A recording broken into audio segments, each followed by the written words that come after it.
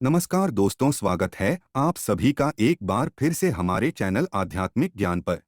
दोस्तों, इस वर्ष की जो होली है बेहद ही खास और बेहद ही सुंदर है। क्यों बेहद ही खास, बेहद ही सुंदर है, इसके पीछे मैं कारण बता दूं। क्योंकि दोस्तों 24 मार्च को होलिका दहन और 25 मार्च को रंग उत्सव मनाएंगे और इस वर्ष बहुत बड़ा चंद्र ग्रहण है। और भैया, जब चंद्र ग्रहण लगता है तो होली का प्रभाव और भी बढ़ जाता है। जो लोग साधक हैं, जैसे कि तंत्र क्रिया जानते हैं, जो लोग जैसे मंत्र सिद्ध करना चाहते हैं, या फिर जो लोग जैसे कि आध्यात्मिक क्षेत्र से जुड़े हैं, उनके लिए चंद्र ग्रहण बहुत ही ज्यादा इस वर्ष शुभ रहेंगे। कैसे शुभ रहेंगे वह हम आपको बताएंगे। 2024 में तो होली के दिन दोस्तों चंद्र ग्रहण है और चंद्र ग्रहण के समय अगर कोई भी क्रिया करते हैं, कोई भी उपाय को अपनाते हैं, या फिर कोई भी जो क्रिया होती है उसे अगर आप अपने जीवन में फॉलो करते हैं तो आपको जरूर लाभ मिलेंगे।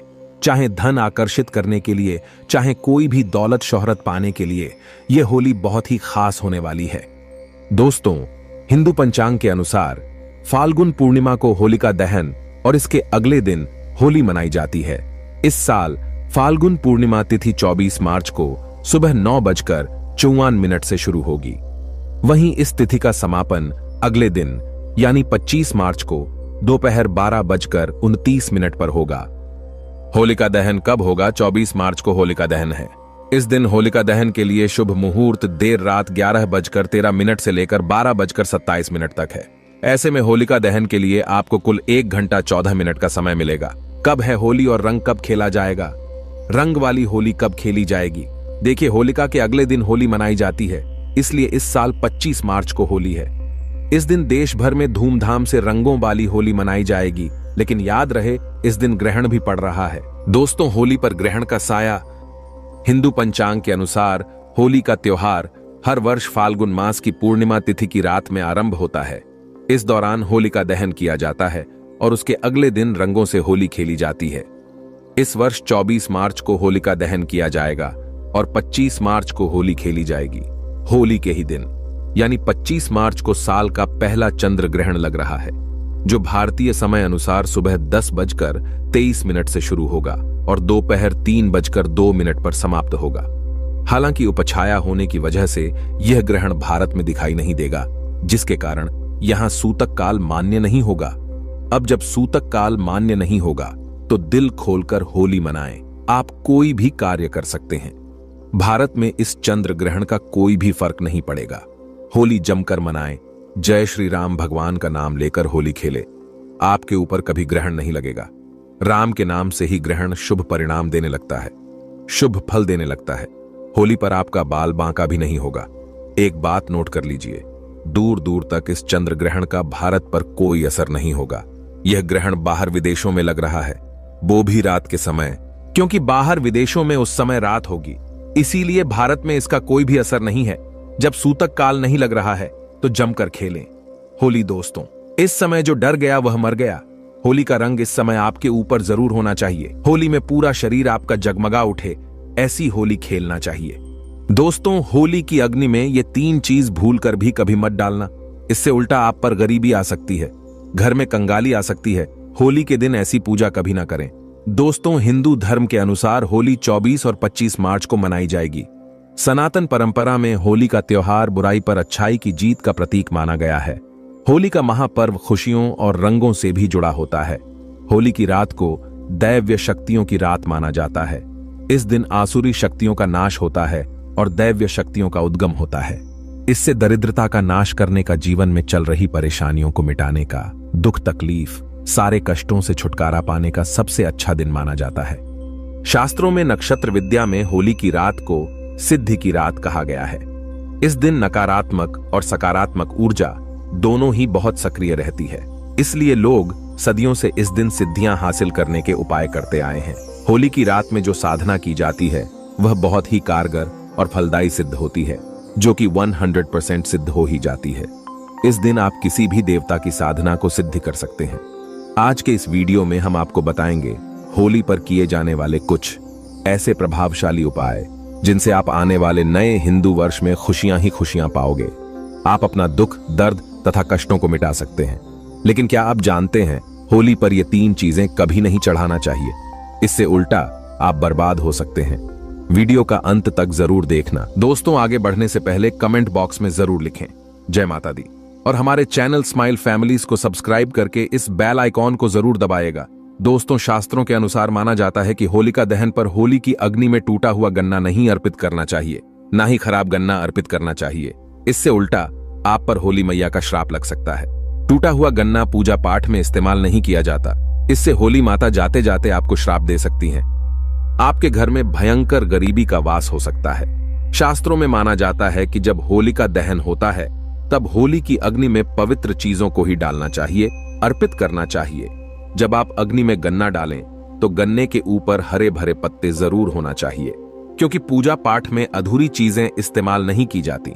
अधूरी चीजें इस्तेमाल करने से अधूरा ही फल प्राप्त होगा, इसीलिए गन्ना साबुत होना चाहिए, टूटा हुआ बिल्कुल भी ना हो। दोस्तों, हमेशा याद रखें, होलिका दहन से ठीक पहले गन्ना घर में अवश्य लेकर रख लें, और गन्नों की संख्या 2 या 5 या फिर 7 संख्या होना चाहिए। दोस्तों, होली की पवित्र अग्नि में पानी वाला नारियल नहीं चढ़ाना चाहिए, इससे आप पाप के भागीदार बन सकते हैं। हमेशा सूखा नारियल होली की अग्नि में अर्पित करना चाहिए। पानी वाला नारियल अग्नि के अंदर भूलकर भी ना डालें। होलिका दहन में सूखा नारियल ही डालना चाहिए, जो हम आपको दिखा रहे हैं। इस नारियल को अग्नि में डालने से पहले इस पर पूरे परिवार का हाथ अवश्य लगा लें। इससे होली माता जाते जाते आपको धन से मालामाल तथा आपकी गरीबी को साथ ले जाएंगी। पानी वाला नारियल आप पूजा के दौरान फोड़ सकते हैं, लेकिन अग्नि में कभी मत डालना।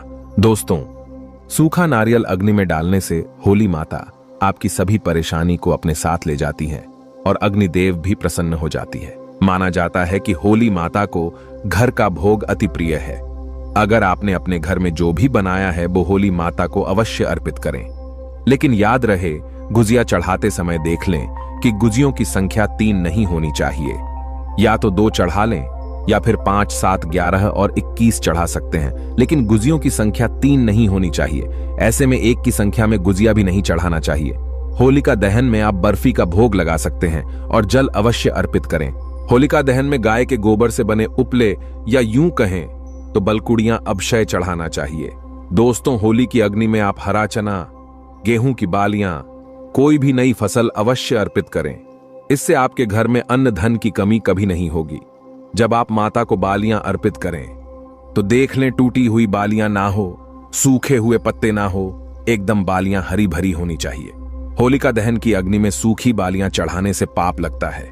दोस्तों, शास्त्रों के अनुसार माना जाता है कि अगर आपको मासिक धर्म आ जाए तो ऐसे में आप होलिका दहन की पूजा किसी और से करवा सकते हैं। आप पूजा का वैसे ही पालन करें जैसे आप करते आए हैं, लेकिन मासिक धर्म के दौरान होलिका दहन के पास नहीं जाना चाहिए। आप दूर से होलिका दहन देख सकते हैं और आप किसी और से पूजा पाठ करवा सकते हैं। इससे भी आपको फल की प्राप्ति अवश्य होगी। दोस्तों, होली की अग्नि में चावल के बने पापड़ तथा कच्चे चावल अवश्य अर्पित करने चाहिए। होलिका दहन में चावल अर्पित करने से धन की प्राप्ति होती है। इससे आपके घर में जितनी भी गरीबी होगी सब नष्ट हो जाएगी। पुराणों के अनुसार भगवान विष्णु ने भगवान श्री हरि ने कहा था, जो व्यक्ति होलिका दहन में चावल अर्पित करेगा, मैं उसका घर धन धान्य से भर दूंगा। उसके घर में सदैव लक्ष्मी का वास होगा। उसकी गरीबी जड़ से समाप्त हो जाएगी। दोस्तों, कचरी, पापड़ आदि होलिका दहन में अवश्य अर्पित करना चाहिए। इसे होलिका दहन से पहले झूठा नहीं करना चाहिए। जो आपने कचरी, पापड़ आदि बनाए हैं वो होलिका दहन की अग्नि में अवश्य अर्पित करना चाहिए। इससे आपके घर में धन की कोई भी कमी नहीं होगी। दोस्तों, माना जाता है कि होलिका दहन से पहले होली की अग्नि में बगैर अर्पित किए गुजिया नहीं खाना चाहिए। जब आप माता को भोग लगा दें तभी ही इसका सेवन कर सकते हैं, और सभी परिवारों में गुजिया एक दूसरे को अवश्य खिलाना चाहिए। यदि आप बगैर पूजा में अर्पित किए गुजिया खा लेते हैं तो परिवार में गरीबी और बीमारी आ जाती है, अन्न में कमी आ जाती है। और जो लोग पूजा पाठ करने के बाद माता को गुजिया अर्पित करते हैं तो इससे आपसी प्यार मजबूत होता है। माता को भोग लगाने से पहले गुजिया झूठी ना करें। जब आप पूजा वगैरह कर लें तब उसके बाद आप गुजिया खा सकते हैं। हमेशा याद रखें, माता को गुजिया का भोग लगाने के बाद कन्याओं को गुजिया अवश्य खिलाना चाहिए और दक्षिणा भी देना चाहिए। इससे नव दुर्गा तथा माता रानी का आशीर्वाद प्राप्त होता है। दोस्तों, इस दिन गाय को भोग अवश्य लगाना चाहिए। इस दिन आप गाय को गुजिया वगैरह अवश्य खिलाएं। गाय को मीठा भोग खिलाने से कई जन्मों जन्मों तक पीढ़ी दर पीढ़ी राज करती है। इससे सभी देवी देवताओं को भोग लग जाता है।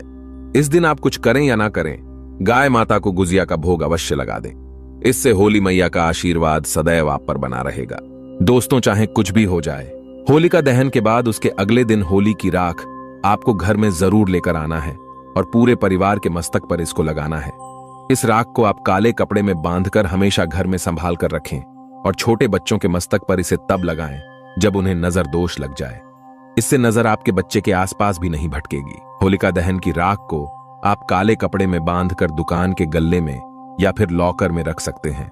इससे धन में बढ़ोतरी होती है। इससे आपके धन को किसी की बुरी नजर नहीं लगती। होली की राख से आप काफी कुछ कर सकते हैं, जिससे आपके घर में धन दौलत, सुख समृद्धि की प्राप्ति तथा नकारात्मक ऊर्जा नष्ट की जा सकती है। माना जाता है कि होली के दिन सफेद चीज कभी किसी से नहीं लेना चाहिए। इस दिन टोने टोटके प्रभावशाली माने गए हैं। इस दिन सबसे ज्यादा टोने टोटके किए जाते हैं। सफेद चीज में आपके ऊपर कोई काला जादू कर सकता है। होली के दिन आप सफेद चीज भूलकर भी किसी से मत लेना। दोस्तों, अजय देवगन की जो मूवी अभी आई है शैतान, उस मूवी में यह दिखाया गया है कि कभी किसी से, किसी भी गैर इंसान से कोई भी चीज मांगकर नहीं खाना चाहिए या उसका दिया नहीं लेना चाहिए। नहीं तो वह आपको अपने वश में कर लेगा और आपको कंगाल बना देगा, आपका पूरा घर नष्ट कर देगा और आपको अपने इशारे पर नचाएगा। इसीलिए होली के दिन किसी से, किसी अनजान व्यक्ति से कोई भी सफेद चीज मांगकर मत खाना, नहीं तो आपको वह वश में कर लेगा। क्योंकि इस दिन ब्रह्मांड में आसुरी शक्तियों का वास बड़ी तेज होता है। इसीलिए उसे नष्ट करने के लिए होलिका दहन मनाई जाती है, ताकि बुराई की हार पर अच्छाई की जीत हो। दोस्तों, वेद पुराण के अनुसार माना जाता है कि होली खुशियों की सौगात लेकर आती है। प्यार का प्रतीक मानी गई है होली। ऐसे में इस दिन मांस मदिरा का सेवन नहीं करना चाहिए। जो व्यक्ति होली पर मदिरा का सेवन करता है तथा मांस का सेवन करता है तो उसकी अगली योनि कुत्ते को प्राप्त हो जाती है। सांपों के गर्भ से दिए अंडे में उसका जन्म होता है। ऐसा मनुष्य पीढ़ी दर पीढ़ी नरक की यातना भोगता है। शास्त्रों के अनुसार माना जाता है कि भगवान कृष्ण को होली का पर्व अति प्रिय है। इसलिए कोई भी ऐसा कार्य नहीं करना चाहिए जिससे भगवान कृष्ण क्रोधित हो जाए। होली पर गाली नहीं देना चाहिए। कई लोग होली पर इतनी गंदी गंदी गालियां देते हैं कि कहते हुए शर्म आ जाती है। जो लोग होली पर शराब पीते हैं, गंदी गालियां देते हैं, ऐसे व्यक्तियों को नर्क में घोर पाप भुगतना पड़ता है। सड़गल कर उसकी मृत्यु होती है। स्त्री का अपमान नहीं करना चाहिए। इस समय बिस्तर छोड़ देना चाहिए। होली के दिन ज्यादा सोना नहीं चाहिए। होली के दिन पवित्र पर्व पर सहवास नहीं करना चाहिए। इस दिन स्त्री से दूर रहें। कई लोग ऐसे हैं जो होली पर स्त्री के वस्त्र फाड़ देते हैं और गंदा काम करने लगते हैं। शास्त्रों के अनुसार माना जाता है कि साक्षात वृंदावन में हर कण में, भारतवर्ष में राधा रानी साक्षात प्रमाण सहित होली खेलने आती हैं। राधा कृष्ण होली खेलते हैं। इस पवित्र त्योहार को, इस पवित्र लम्हे को अपवित्र ना करें। अगर आपको स्वर्ग में जाना है तो होली स्वर्ग की तरह ही खेलें। होली बहुत ही पवित्र और शुभकारी मंगलकारी पर्व मानी जाती है। दुश्मनी कम करती है होली, प्यार को बढ़ाती है होली। उसे अपवित्र ना करें। कई हजारों वर्षों के बाद हमें होली प्राप्त हुई है, जिसमें दुखों का नाश होता है, गरीबी का नाश होता है। होली को अपवित्र और गंदा मैला ना करें। इससे भगवान कृष्ण भी रोते हैं। जब कृष्ण रोते हैं तब धरती पर प्रलय आई है। इसीलिए उन्हें प्रसन्न रखें। इसी में ही मानव जाति की भलाई है। भगवान जब प्रसन्न होते हैं आपके द्वारा सुखमय होली खेलने पर, तब वर्षा होती है, खुशियां आती हैं। अन्न धन की देश को कमी नहीं होती। देश भूखा नहीं सोता। इसलिए सुखपूर्वक होली खेलें। प्राणों के अनुसार माना जाता है कि इस दिन होली अवश्य खेलना चाहिए। होली का रंग कई नकारात्मकता को अपने आप नष्ट कर देता है। इसीलिए जो व्यक्ति सच्चे दिल से होली खेलता है उसके ऊपर होली मैया का आशीर्वाद सदैव बना रहता है। होली एक पवित्र त्योहार है। इसे अपवित्र करने वाला व्यक्ति सदियों तक कृष्ण भगवान के श्राप का भागी बना रहता है। इसीलिए होली का पर्व सच्चे दिल से तथा सच्ची श्रद्धा के साथ ही मनाना चाहिए। दोस्तों, सच्चे दिल से कमेंट बॉक्स में लिखे जय श्री कृष्ण।